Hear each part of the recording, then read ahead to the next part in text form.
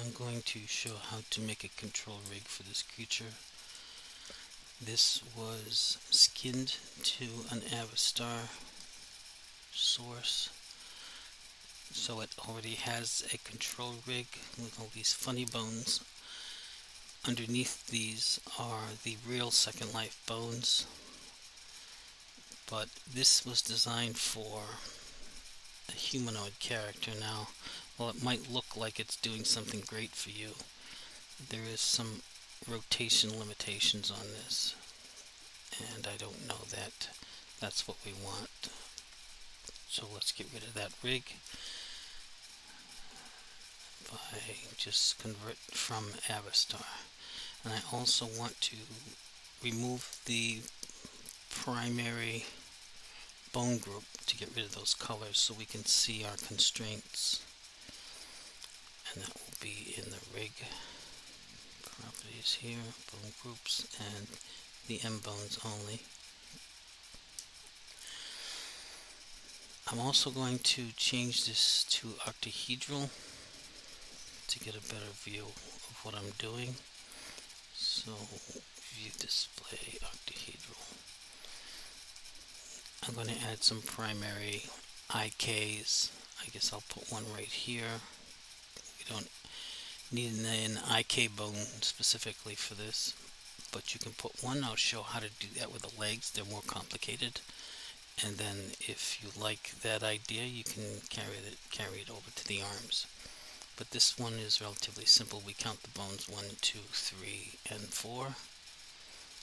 Go to the bone IKs, make it a chain of 4, and now we've got those moving. We'll go right to the legs. First thing we want to do is make sure we identify the pelvis. That's not it. That's the pelvis. Now when you move the pelvis, what ought to happen is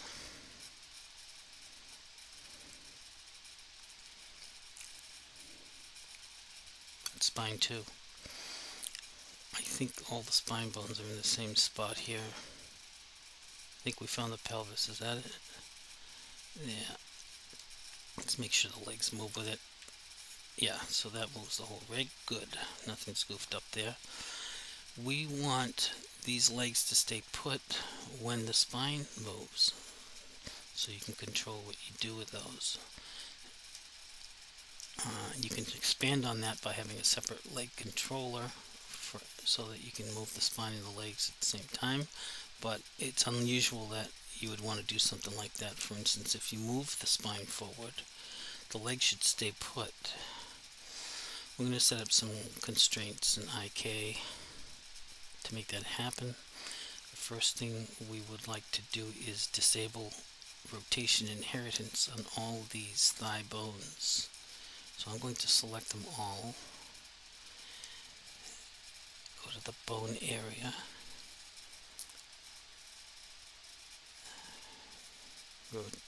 relations, hold my Alt key down, and uncheck inherit rotation. Now when the pelvis moves, these bones should not rotate with it. That's okay. Then we'll do our next step here by adding some IK to these fun bones here. Now you can and ought to have separate sets of this character for various types of animations. For instance, if this is going to walk, you might have a very different controller setup for the walk cycle than you would for flying or fighting. So don't overcomplicate your control rig on just one set. Make it as simple as possible just for the animations that you want to accomplish. Duplicate your set and then make a totally different set of controllers or alter the existing ones that you made for that particular type of animation. Keep that in mind. You don't have to use the same skeleton for every animation.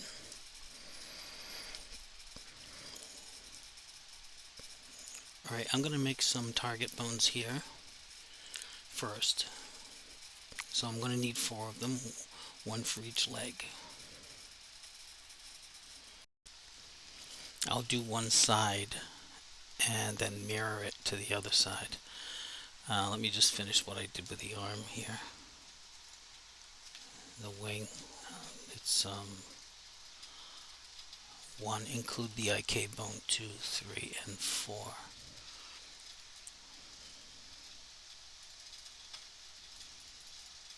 We don't need a target on this. So in edit mode, I will extrude some bones from the legs here.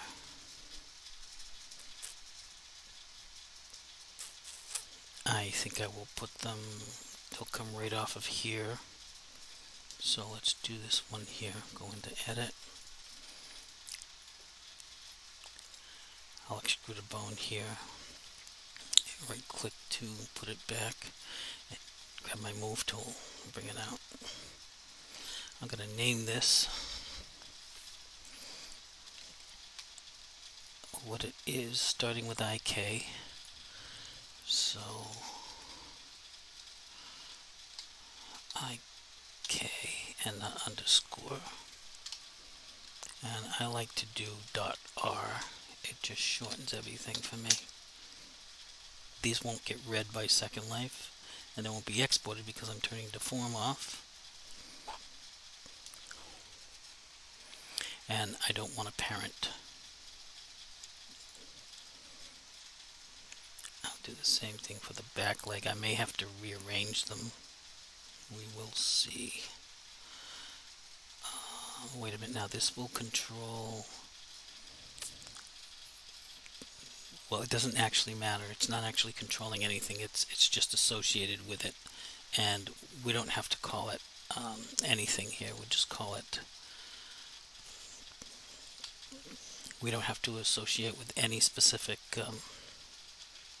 bone, but just so we can identify it later, I guess.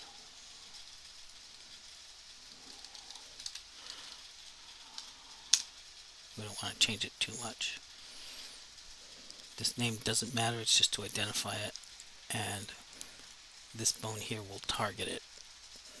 And let me just finish that setup instead of going into the other stuff.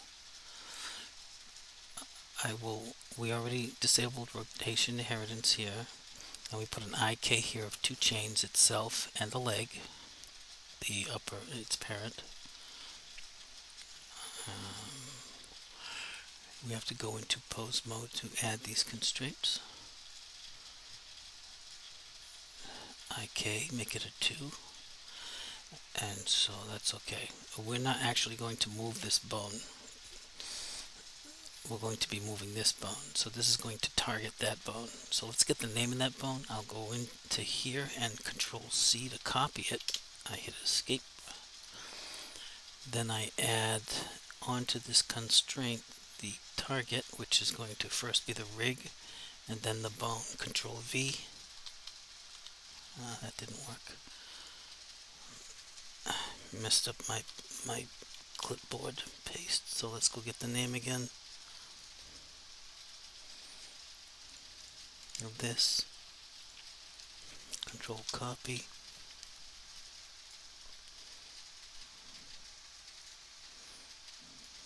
Control V, and that's it. So now when this moves, it will control that bone. We also want to disable inheritance on the foot here, which we will do for all of these foot bones, because we're going to put a control bone on all of them. So back to the bones here, hold the Alt key and uncheck inheritance. Now when we move it, the foot won't move, and that looks pretty decent. That's what we want. But we also want to have the ability to control that bone, possibly from this. So if you want that, I mean, you can leave it like that, so you can control it that way, but you can also control it from this if you like. You can select that bone, put a constraint on it, a child of, because this is not in the exact same location and orientation as this bone. You'll have to use a child of, or you'll have visual difficulties. You won't, this will pop into that So you'll have to move that to the exact same orientation as that bone, and then it's difficult to get at. So we use a child of so we can set the invert. So you'll see what happens. It gets a little haywire once I add the bone. And I think I still have that bone in my copy buffer, so Control V. And now you see it's all goofed up. We do not want to inherit locations. We do not want to inherit scale because we're never going to use scale. And then set invert, and there we go. Now when I rotate this, the foot moves as well. You don't have to do that, but it might be convenient for you. So now we've got that set up. See what happens when we move the pelvis. If we can find the pelvis. That's another thing. We might want to put a control bone for the pelvis since all three bones are in that spot there. Now when you move this, you'll see that the leg stays where it is, where it's supposed to be. Just like that. So let us create a controller for the pelvis since all three bones are in this same location. Now that's not how I would create this rig. As a matter of fact, I would not use the Second Life rig to create this rig. I would create my own custom rig and then map it using Bento Buddy's mappers. And then you can change the bone names any way you like, rearrange, remap it. It's much more convenient and versatile. So let's create a bone right off the pelvis. Going into edit, and I will shift D to duplicate this bone and bring it somewhere where I can see it. And I'm going to make it bigger. So stretch the head of it up, maybe stretch the tail of it down. And then I will find, I don't want it to have a parent, and I don't think it does because the pelvis doesn't have a parent. Bones, parent, no parent, right? And I don't want to parent the pelvis to it because that could goof up my exports. So I'm going to find that bone again and pelvis, go into pose, and give it a child of, keep all of the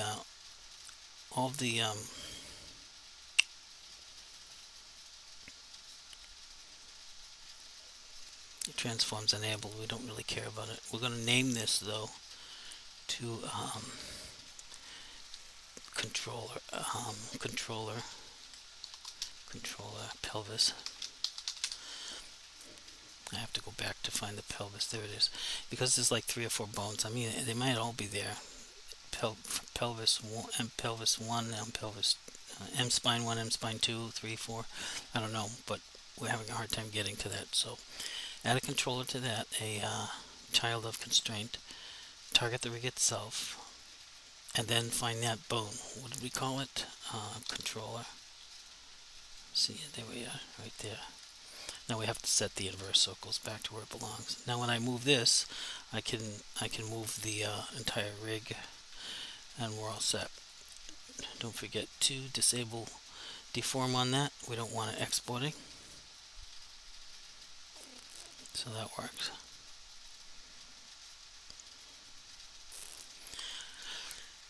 So I'm going to repeat what I did on the other side here. Well, you can do that yourself, but what you ought to do is just do one side, and then all the bones that you generate, you can then go into edit mode and just copy them to the other side, doing mirror, armature, symmetrize there. And if you have controllers on the bones, which one? This one doesn't actually, but if you have controllers on the bones, those will mirror as well. I'm just going to do the other front leg, and you can do the back legs. Now that you know how to do it, we'll do the tail too. So I'll do this. I'll do this last front leg. Control that, escape. I want to put IK on this. So target the rig and target that bone, Control V. And so when I move that, it moves the thingy. I did disable inherent rotations on this, but I want to put a child up on that and point to that. So point to the rig and then paste the bone name in there as well. And I don't need these, and set and verse. There we go. Now we can rotate that if we want to. There we go. Oh, that's going too far back. I have to set that to a bone chain of 2. There we go. Now we have a control bone here, which we might want to bring down a little bit more, actually.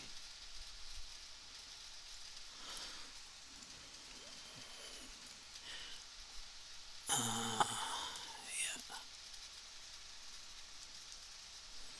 Alright, so in order to fix what we just did, I have to go back to the pelvis bone, find the pelvis, find the controller, and set and verse.